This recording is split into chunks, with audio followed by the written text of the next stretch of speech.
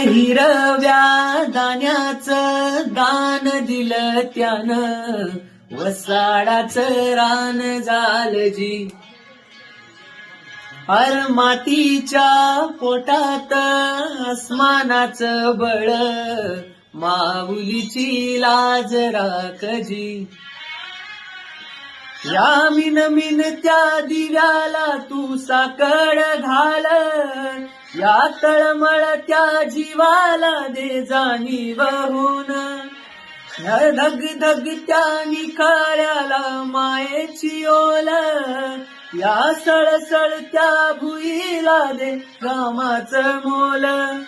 केली निंदनी पेरणी उधळून जिंदगानी, कुणव्याच सार रान आबादान असू दे, दिसू दे गारवा.